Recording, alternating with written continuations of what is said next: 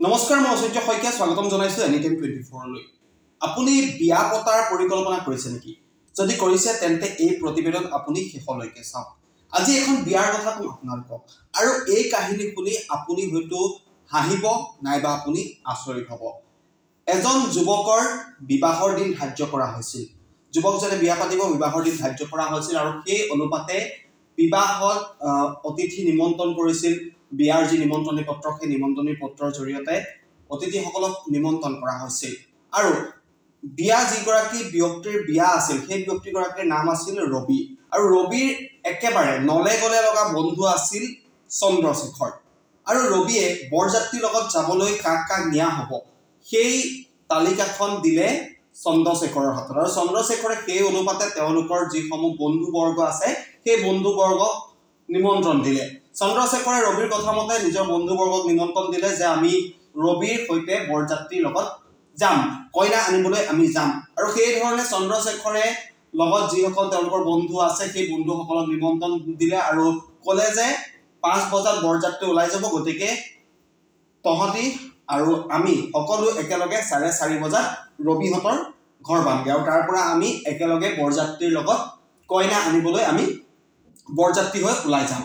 আৰু সেই ধৰণে ৰবিৰ কথা মতে ৰবিৰ যিহেতু নলে গলে থকা বন্ধু, আৰু সেই বন্ধুৰ কথা মতে চন্দ্ৰশেখৰে সেই ধৰণে সকলোকে নিমন্ত্ৰণ দিলে। আৰু বিবাহৰ যিদিনাখন দিন আছিল, যিদিনাখন বিয়া হোৱাৰ কথা আছিল, আৰু সেইদিনা কাহিনীটো অলপ বেলেগ হৈ পৰিল।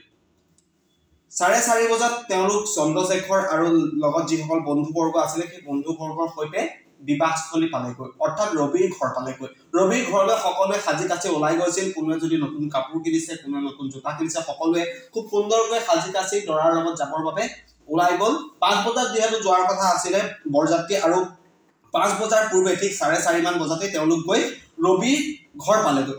ঘৰ পাই তেওঁলোকে দেখে যে বৰযাত্ৰী ইতিমধ্যে ওলাই গ'ল, বৰযাত্ৰী ইতিমধ্যে কইনা আনিবলৈ ওলাই গ'ল। তাৰ পাছতেই চন্দ্ৰশেখৰৰ খং উঠিল।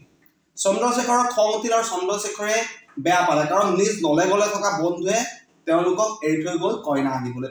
তাৰ বাবে তেওঁ গোচৰ তৰিলে, জাননী প্ৰেৰণ কৰিলে, অধিবক্তাৰ জৰিয়তে জাননী প্ৰেৰণ কৰিলে ৰবিলৈ।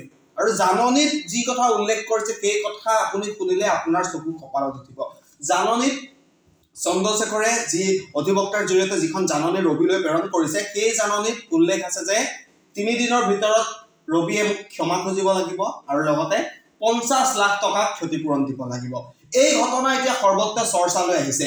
বিবাহত বৰযাত্ৰীৰ সৈতে নিনিয়াৰ বাবে নিজ বন্ধুৱে নিজ নলে গলে থকা বন্ধু অৰ্থাৎ বেষ্ট ফ্ৰেণ্ডৰ বিৰুদ্ধে গোচৰ তৰিলে। আৰু এই ঘটনাই এতিয়া চাঞ্চল্যৰ সৃষ্টি কৰিছে। আচৰিত যেন লাগিলেও এয়া সম্পূৰ্ণ সত্য কথা, সম্পূৰ্ণ সত্য ঘটনা সংঘটিত হৈছে উত্তৰাখণ্ডৰ হৰিদ্বাৰত। আৰু এই ঘটনা এতিয়া পোহৰলৈ অহাৰ পাছতে চৰ্চা চলিছে।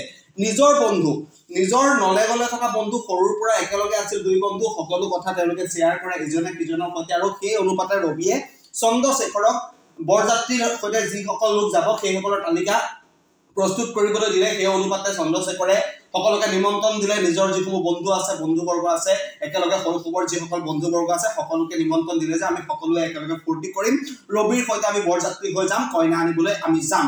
কিন্তু দৰা ৰবিয়ে সেই বন্ধুবৰ্গক এৰি থৈ বন্ধুবৰ্গৰ বিয়া ঘৰ পোৱাৰ পূৰ্বে ওলাই গ'ল, বৰযাত্ৰীৰ লগত ওলাই গ'ল, আৰু কইনা আনিবলৈ ওলাই গ'ল। আৰু তাৰ পাছতেই চন্দ্ৰশেখৰ নামৰ বন্ধুজনৰ খং উঠিল, আৰু অধিবক্তাৰ হতুৱাই ৰবিলৈ জাননী প্ৰেৰণ কৰিলে, আৰু উল্লেখ কৰিলে যে 3 দিনৰ ভিতৰত ৰবিয়ে মোক ক্ষমা খুজিব লাগিব।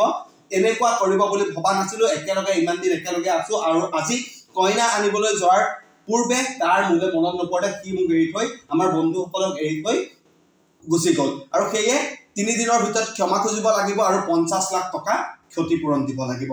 এই ঘটনা এতিয়া চৰ্চালৈ আহিছে। গতিকে এনেধৰণৰ ঘটনা আমি খুব কম শুনিবলৈ পাওঁ। নিজৰ বন্ধুক পাহৰি গ'ল বিয়াৰ দিনা বন্ধুৱে, আৰু বন্ধুৱে বন্ধুৰ বিৰুদ্ধে গোচৰ ধৰিলে।